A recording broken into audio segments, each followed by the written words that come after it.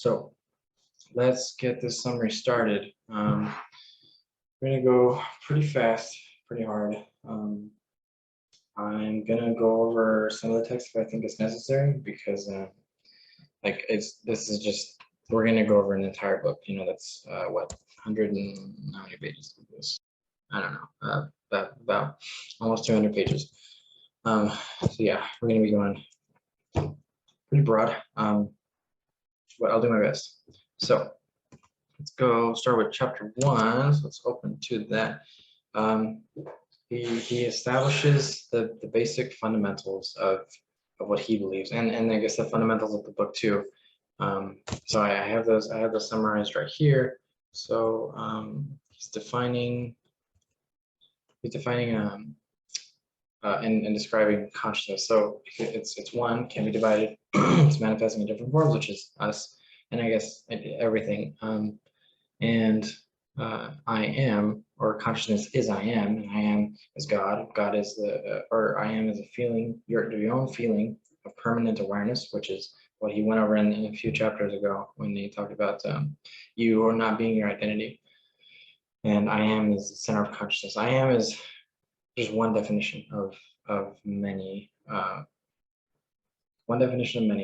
describing, God or the greater self, or I don't know, it's a lot. Consciousness, yeah, obviously. Okay, so that's consciousness here, and then he also describes it as the basic cause substance, and he goes into that idea in a little bit. Okay, so because like we are basically manifest like parts of consciousness. Like in one sense, we're identity, we're an identity like connected to the greater consciousness, and as long as we have a feeling of I am, because it's we may not be, we may not choose to take control all the time. So because of all this, the main idea of the book is that, well, I guess what I think is the main idea is that people control their fate by determining concept of self. Even if it's not the main idea of the book, it's a main tenet of what Neville said in this book. So that's, if you guys don't forget, if you guys forget everything else, just remember this thing right here. People determine their fate by determining concept of self. Control their fate by determining concept of self.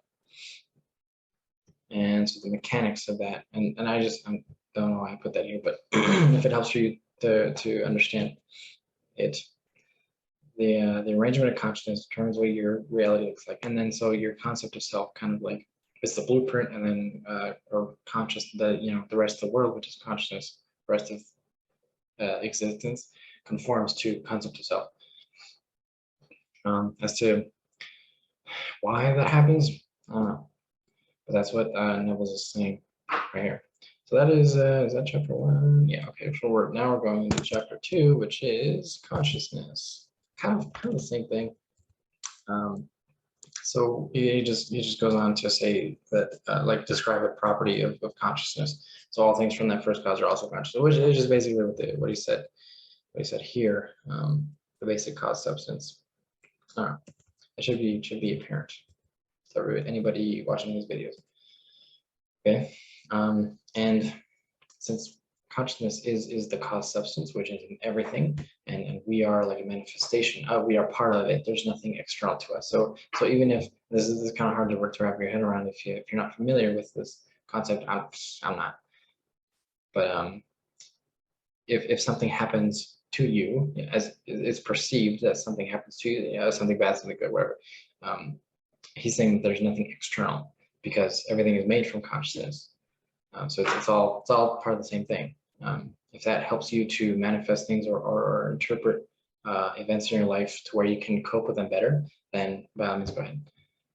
I am personally going to use this. Like, well, I had a hand in this in some way, and so it helps me get more like feel more in control and get more power until I'll keep doing that. I'll keep believing whatever is most helpful to me until the point where it's not. That's personal to me. Okay, and then he has this test here. Be mindful of how you react, and always react in accordance with what you want to be, with what you want to have happen or be. So this is a very, very important part of the law of assumption, I think, is being mindful.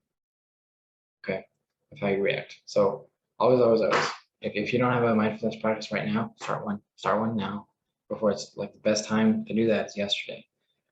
Second best time today. If you're not in control of how you react, then you will be just like a boat on the waves, just being tossed here and there, not knowing where you're going to go. But if you have control over your action, then you have a greater degree of control. To what degree of control you have with mindfulness, I don't know. But I'm in line with the main idea that you should be mindful of how you react. If you and then that's just part of self-control. Like the degree to which any person has self-control over themselves, that is, I'm going to say a direct correlation to how much control they have over things that happen in their life. Controlling your reactions and emotions and stuff like that is crucial, because if you don't control yourself, then other people will, who are stronger, who have taken the steps that they need to have power, to have control. All right. So that's chapter 3, which is the power of assumption. So okay, so I dumbed it down super. I simplified it a lot. So the first step is desire, and then the next is assuming the feeling of the wish to feel complete. Now, this is an effect, I think. Anyway, like it's not the cause that you should be focusing on, but because right here you should be people control their fate by determining their consequences, and then feeling comes after that. And I said this before, I'll keep saying it, but and I probably, when I say feeling of the wish to feel, it's just that like I read it so much that the phrase is stuck in my head. But the most important thing to do is determine concept of self, is to have control over how you react, and like be mindful of what your concept of self is, and then the feeling will naturally follow. And then the desire, I mean, it should already be there anyway. If you want to, people don't do something unless they want to. So I mean, a good exercise is to incorporate mindfulness in desire. So if you desire something, it may be that you will be guided from that desire because you lack some information. So after you're given the information, you'll desire something else. So always be mindful of why you want the things you want. That'll also help with manifestations, with manifesting like specific objects. So like a specific money amount. You could be like dead set on this money amount, but what you really want is like financial freedom, or like a house, or a car, or whatever. And then just but figure out also why you want the house or why you want the car. Because it could be you could have to do some real soul searching, like I want the status. And why do you want the status? Well, because I feel inferior. Okay, well, you need to feel inferior. You need to work on that first to be more, in my opinion, to have a more contented life. Okay, chapter 5 is the truth that sets you free. So I think that's okay. So he says here that assumptions can be obtained by feeling. So he's saying the feeling of wish to feel is first, and then that leads to assumptions. That leads to assumptions. Geez, and then that determines concept of self. I do agree that assumptions do determine concept of self. So whatever you assume to be true will determine concept of self. And then it's kind of like a feedback loop, I think, because concept of self determines your reality, and then you can choose your reactions, which are what you assume to be true, so your actions or your reactions could be in line with what you assume. For example, if somebody hits you in the face in the street or something, how do you react to that? Well, because you determine if your concept of self is that you're a nice person, then you'll react differently than if you were to assume, or if you were to believe that you deserved it for some reason. if you have self-esteem stuff that you need to work on. But that's going to determine, concept itself is going to determine reactions. And then, yeah, it's going to be like a circle. So assumptions, concept itself. Yeah, you guys get it. Okay. So, and then he puts in a tip here that may be helpful. So a tool, this is a tool. So using your imagination to picture an image of the person you want to be as real, and then you maintain attention. So this is a core tenet of the law of assumption, is to focus. Like, don't give up. Always focus on whatever you want to be, and don't give up on it. But yeah, this is a tool. Picturing anything, picturing an image, or like, feeling a certain feeling. It should be subject to concept of self first. Okay. Okay. Investment's important. Be purposeful with your thoughts and ideas. That's kind of like it's kind of in line with mindfulness here. Right here. Like, you have to be aware of what you are putting time or energy into, and so what takes up real estate in your mind. And hopefully it's the whatever is noble and just and true and stuff like that. That's what it should be. Noble. Yikes! Did I spell it right? Noble. Okay. Well, that's all messed up. Oh, well, I did it. Anyway. So, but investment is important, and that's just an offshoot of mindfulness, which is back here. Yeah. So to be mindful of how you react. Let's see. Let me make sure that. Yeah.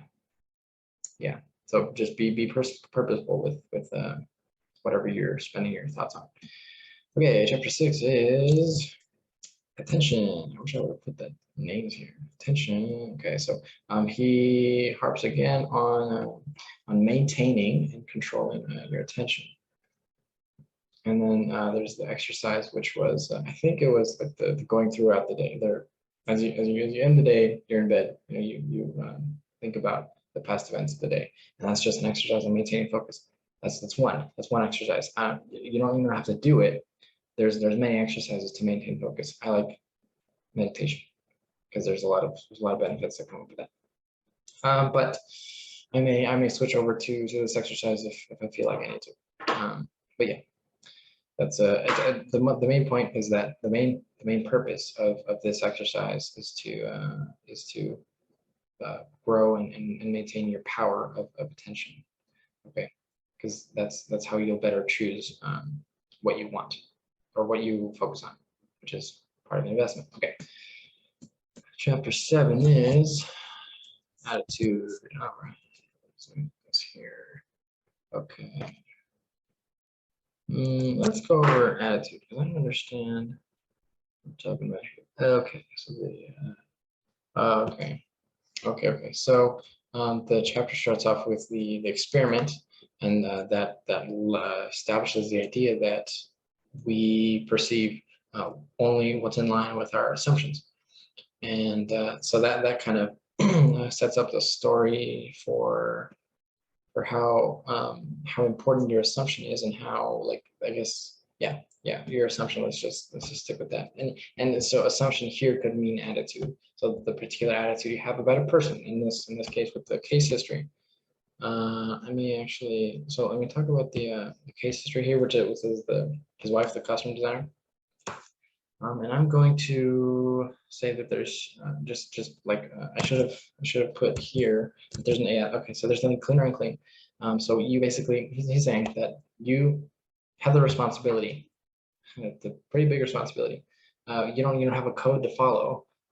It's best for you to assume, or you are to assume the best for yourself, and so that's pretty huge.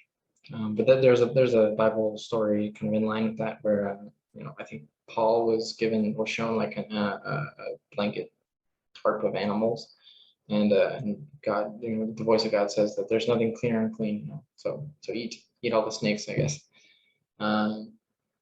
So don't, and the main point behind that is that don't get caught up in the rules. So there were a bunch of rules about cleanliness and unclean. So don't eat pigs or something like that. And so he's said, Neville has said in the book that, and Jesus said to not be like the Pharisees and Sadducees and the scribes who are so focused on the letter of the law as opposed to um, actually doing it and following the spirit of the law, which is truth. That the truth being that you are, you have the powers that you have, and through consciousness you can change your reality.